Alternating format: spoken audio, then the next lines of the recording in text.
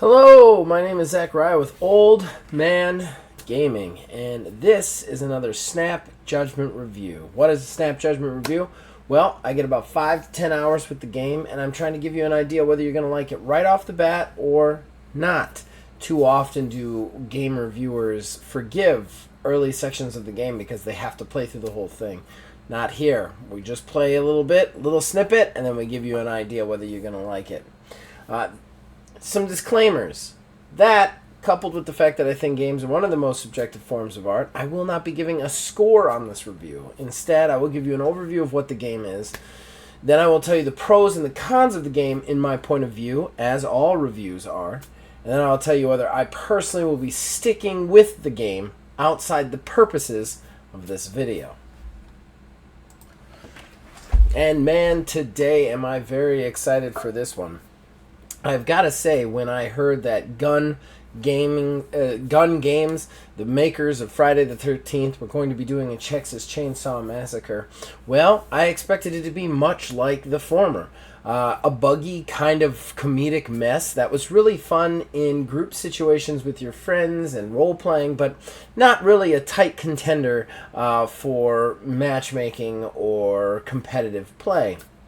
You know, nothing that would possibly dethrone the almighty Dead by Daylight, which rules over the asymmetrical horror space.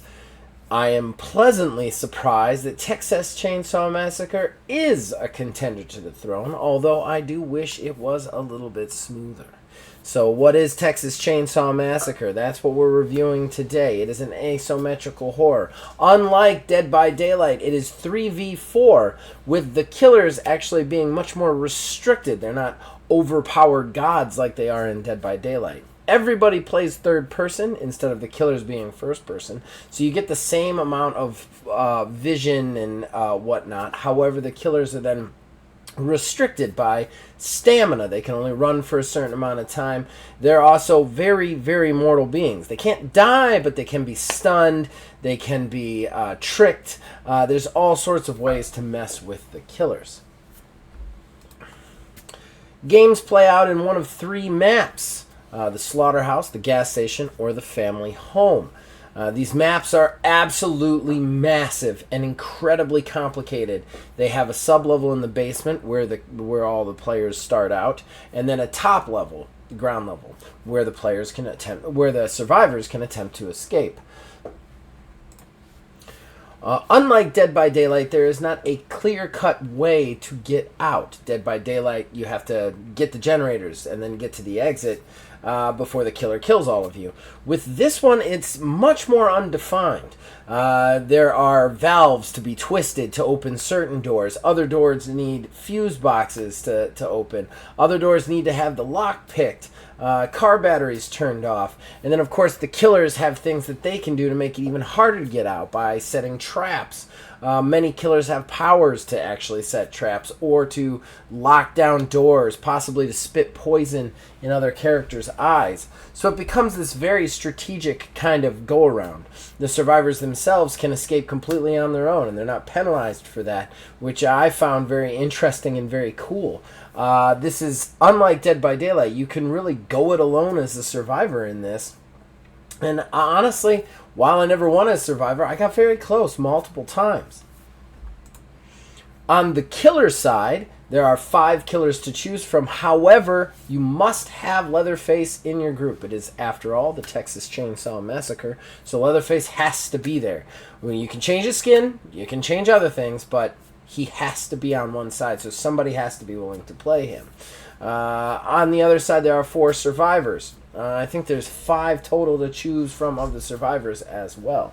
Every survivor and character also has their own skill tree, their own unlockable skills, and their own loadout of powers to make it easier for them to get through.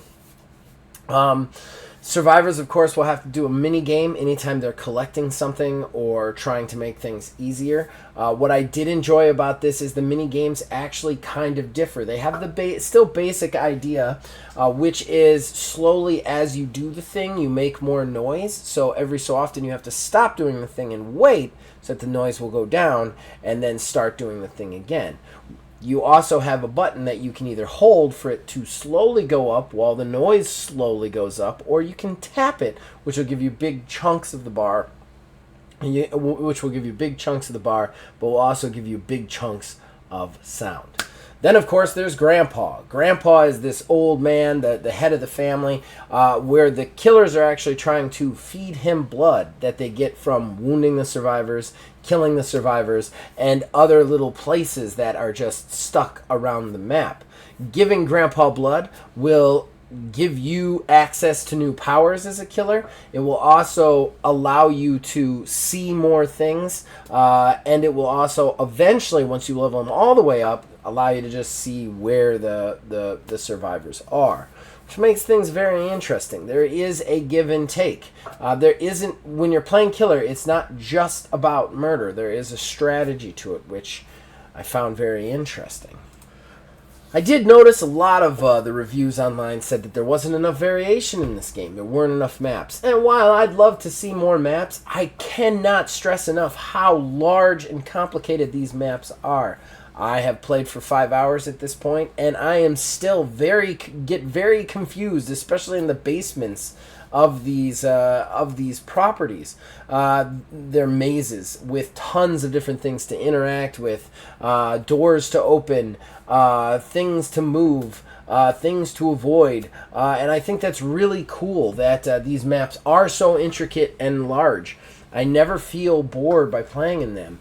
And I know there's only 3, but it is all about map memorization, and I'm still having a hard time finding a way to memorize these maps.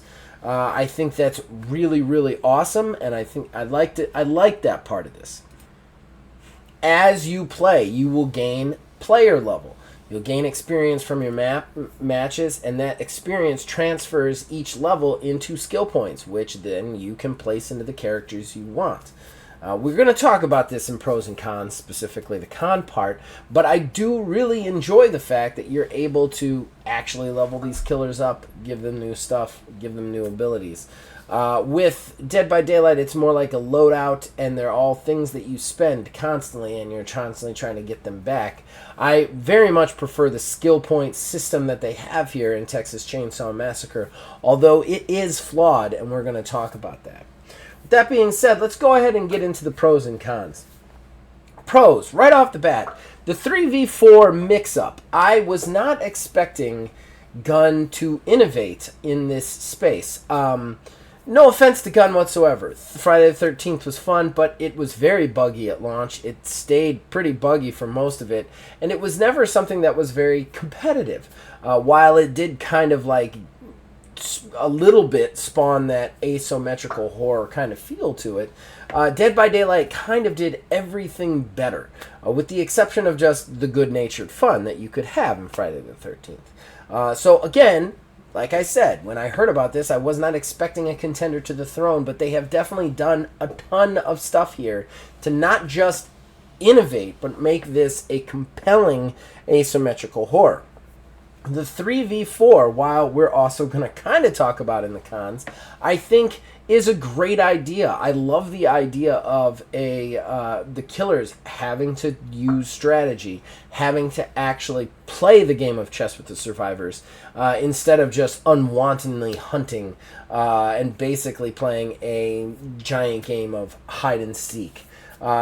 I really enjoyed the innovation here. The 3v4 is a huge pro for me, which surprised me because when I also was going to go to it, I tend to like to play games solo. One of the things I love about Dead by Daylight is I'm never letting anybody down. I still didn't feel that way in this. Even when I was playing matchmaking and not talking to other people, I was still doing enough that I felt like I was contributing, which was nice.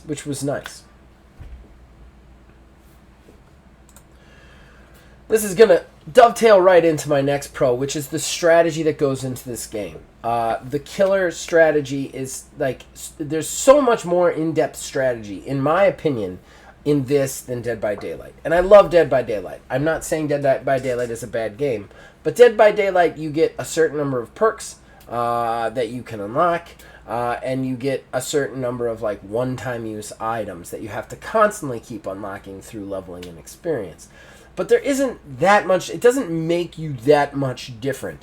Whereas in this, there is a strategy to your skill points, how you build out your character, and then how you play that character in combat. Are you going to be a killer who's hunting down players? Well, then you need to go more savage. You need to look for that melee damage. Are you a killer that wants to hit once or twice and just get tons of blood to feed Grandpa? That's a way you can move for it. Are you going to want to build up that stamina? That's the way. That's something you can do. Same with the survivor. The survivor thing is so much more interesting on this level because am I going to help my friends? Am I going to use them as distractions so that I can escape? It's not as hard to play this thing solo as a survivor. You almost feel alone from the minute you come in, which I think is really interesting. The next thing I want to say that I really loved about this was the mini games for survivors. I love the variation that they put in the survivors, and I know that this game sometimes is having a little bit of a hard time getting people to play survivors, but I think that's an experience thing, which we'll talk about later. Not so much the survivors themselves. I love playing the survivors in this, which was surprising to me as I hated it in Dead by Daylight. Not just because of the team aspect, but because in Dead by Daylight there is one mechanic for everything. It is this one rotating bar. You have to stop it in a certain point when it pops up. It pops up randomly, and if you miss it, the killer sees you. And it's so tedious and boring and repetitive. There's nothing special about it, nothing to it.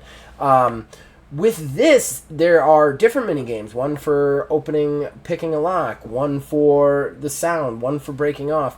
They all have a very similar kind of way they work, but they have slight different tweaks on the mechanisms, which keep it interesting. Plus, I love the fact that the survivors can be a little bit more proactive. There are active abilities, including Leland's charge ability, that can knock down and stun killers, which is really interesting and cool. The idea of playing an offensive survivor in a game like this is kind of unheard of, but it's at least in the realm of possibility in this one. Then, of course, there's the escape, the means of escape. So many different ways of doing it, and so many ways to figure it out. Honestly, I've just started playing the Survivor, and I'm not going to lie, I haven't even figured out all the ways to escape. I probably could have escaped for a couple of games, but I couldn't figure out what I was supposed to do because I didn't have the valve, or I didn't have the fuse. I think that kind of stuff is really cool and interesting. I'm very excited to continue to experiment with it and play it. But I want to talk about my absolute number one favorite pro at this point, and that is looping. It's not really a thing in this game. So for anybody who has never played an asymmetrical horror, I mean, most of you who are coming to this review and most of the people who are playing Texas Chainsaw Massacre have at least tried Dead by Daylight. Looping is specifically a gaming term that comes from Dead by Daylight, and what it is you would find a small chunk of junk or crates or something that the killer can't just reach over and smack you with.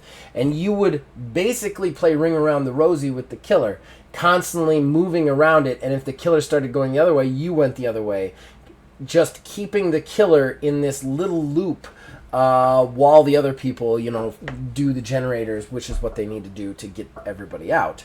And good loopers can just keep playing the angles and looping the killer constantly. And it puts the killer in this situation where they have to decide whether to hope that the looper fucks up at some point so that they can get a hit in, or go try and find another survivor. However, really good survivors, the minute they see the killer coming, are going to go to a loop.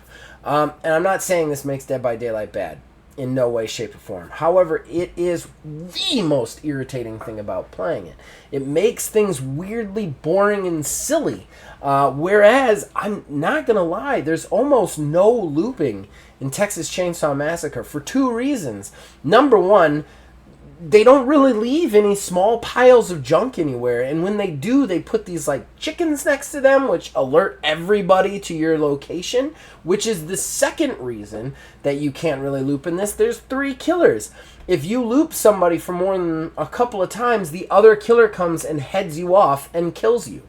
So you really can't loop in this game. You have to find a legitimate way to get away from the killer, to hide from the killer, to escape the killer, whether it be jumping down a well or looping them a couple of times and then running. Like, the other places to loop, it'll be like a crawl space or something that you can squeeze through, so you at least have to press a button. It's not just the directional pad in a circle. I loved this. I absolutely love this as the killer. I love this as the survivor. I love that, like, it's not about this weird little spinny loop thing. I love that there is a real strategy to how you deal with killers, how you approach killers, and how you escape from them. But we got to hit the cons now. We got to jump in there. The first con I've got to say is it is not a smooth experience. I hope that enough people jump on this game and Gun stays with it and keeps working on it, but it's just not. There are frame rate dips every time I hit. While most of the time that wasn't a big deal, there is at least 2 occasions that when I was attacking with a character, I'd get a frame rate dip and I'd completely lose track of the person I was attacking, costing me the kill. There's also, like, when you open and close doors or gates, when you close them, if you're standing where they are, they just lean on you until you move out of the way, instead of just an animation that closes the gate through you or door through you and it's shut. It's this weird kind of mechanic. I don't think it's meant to be. It's just a weird gate opening thing, closing thing. Stuff like that. Little rough around the edges things. There's definitely some disconnects and some matchmaking. There was one game that I was playing as a survivor where I was literally heading for the gate, and my game just locked up. And I was just stuck in one place. I could press the pause button, I could get the menu up, but it just would not respond to any inputs that I was doing. And then, of course, there's been plenty of times where I have been disconnected or seen other people get disconnected. So there's definitely some bug that needs to be going in, and I think if anything really holds this game back, it's those. However, there is some other issues that we have that we've got to touch on. The next one I got to talk about is the lack of tutorials. There is tutorials in the main screen. You can go to them. You can kind of thumb to them to get through it and get an idea of what's going on. But overall, just throws you into the game without knowing anything, what it does, what you're supposed to be doing, how you're supposed to be doing it. And this game actually doubles down on the complexity of some other asymmetrical games. You know, like Dead by Daylight, you could probably just jump in that. That has a tutorial for both Survivor and Killer. Whereas you could probably jump into it and just play it. Okay, you could figure it out relatively easily. This one, I don't think so. This one is much more harder to figure out organically, and you end up running into a lot of newbies, which sometimes is fun, but also sometimes is not when they're on your team. You run into a lot of people who are just all over the place, and even yourself, you suddenly don't know how to do certain things. And there's plenty of stuff I still haven't even figured out how to do, which is cool for discovery aspects, but also I'd like a little bit more of a tutorial section. A little bit more of maybe just a quick, like, 15-minute when you come in the game. This is what you have to do as the killer. This is what you have to do as a survivor, and just have somebody go through it really quickly on the buttons. Third con, matchmaking is a little rough. And I think this comes from, unfortunately, the innovation of the 3v4. With Dead by Daylight and a lot of other asymmetrical games, it's 1v4. So you need 5 people to play the game. 5 people. 4 people willing to play survivors, 1 person willing to play the killer, or whatever the one thing is. With this game, you need 3 and then 4. You need a full 7 people to play. And I feel like you end up getting very, very stuck often you get stuck in, like, okay, well, we only have 2 and 1, or 3 and 4, and I'm sorry, 3 and 2, or whatever. You never quite get enough to play, and you have to back out, restart, back out, restart. I definitely had more luck with quick play instead of attempting to directly play either the family or the survivor and just let them stick me somewhere. But that is a little bit irritating, and I think it really comes from the massive amount of people that you need to play one game. The other thing, obviously, is there is some restrictions on who you can play, because nobody can play the same character. So it gets real tricky. You get somebody who jumps in who wants to play the hitchhiker as a killer, and it's taken, or there's no killer spots open, he's going to jump right back out, and you end up going through the motion. The other thing that's kind of irritating here is I personally don't think there's quite enough incentive to play Survivor, and I think the killer side of things is a little bit cooler overall, like looking at it from the outside in. It's a more interesting experience, and because of that, I think that you have a little bit of a harder time getting the survivors in. There should probably be some sort of experience bump for playing a survivor, or even what Dead by Daylight does, which they constantly are calculating which is being played less, and they give bumps based on if you play one of them that are less. So when you go into the game, it'll be like you get 50% more experience for survivors because we don't have enough right now. That would be really nice. I'd really appreciate that. Other thing I want to say, final thing I want to say, is the skill point system of this game, I feel, needs rework. There are a couple of issues with it. Number one, I do want to say, I do love the fact that there's skill points, that there are builds for these characters. However, it is directly attached to your player level instead of the actual character itself, which I think is really counterintuitive. I played my first few games as the hitchhiker, not realizing this, spent my skill points on the hitchhiker, then decided to play a survivor, and it's like I'm not getting anything when I'm going up. I think that this is not a good way to do that. They should really put the levels on the characters themselves so that they can earn skill points on the characters themselves. And I know everybody's out there like, well, we want you to play everybody. You would get more people would play everybody if the skill points were on the character itself instead of the players. This is counterintuitive to it, because when you attach the skill points to the player level, you realize, oh my god, I'm going to start not getting skill points. I need to put them all into the one character I like the most. Whereas if you attach those skill points to the characters themselves, it would give you more incentive to play a new character and level them up, you know? The big thing, too, is there are these random perks you can get, which, because you can respec your characters anytime, but the random perks, when you respec, they go away. You lose them, and it would be a random, completely new random perk, which is annoying, because there's a lot of perks random that you want there that you can't put in. And again, this is a little nitpicky, because I think overall it's a really good change for them. I love the skill point system and the skill system. I just feel they need to tweak it a little bit so that it is a little bit more, it's a little bit more engineered. Like, I think that your skill points should get rare when a character starts to go up, not when your player level does. Because then you just got all these people at 0. Why would I ever play them? All my level points are in this guy over here. Or you end up in this position where you keep re-speccing every character every time you play a different character, and that's not fun either. So I would much rather have it so that you level up the skill points on the characters themselves. So, alright, that's it. Am I going to stick with it? Yes. I really enjoy this game. It's going to be my asymmetrical horror for a while. It helps that I have a huge group of people who are playing this right now, but I'm actually thinking about doing this during my hard rock horror streams through kind of towards the end of October. I'm sorry, through October and a little bit of September. So I really enjoy it. I think it's a very interesting game. I think it really kind of does a step up on the genre. And I think that the review bombing is a little irritating. I think if Gun Games was a little bit more of a well-renowned game company, they wouldn't have gotten 5s and 6s. I think that was a little bit low for this one, honestly. So yeah, I'm looking forward to what comes in the future, and I'm hoping enough people play it to give them a reason to keep adding to it. But what did you guys think? Did I get this wrong? Am I a crazy person? Or did I get this right? You let me know in the comments below. You can, of course, contact me also on Facebook at OmanGamingDH or on Twitter at OmanGaming9.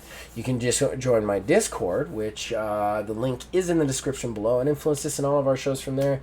Ladies and gentlemen, boys and girls, as long as you keep watching and listening, we'll keep making them. We'll see you in the next one.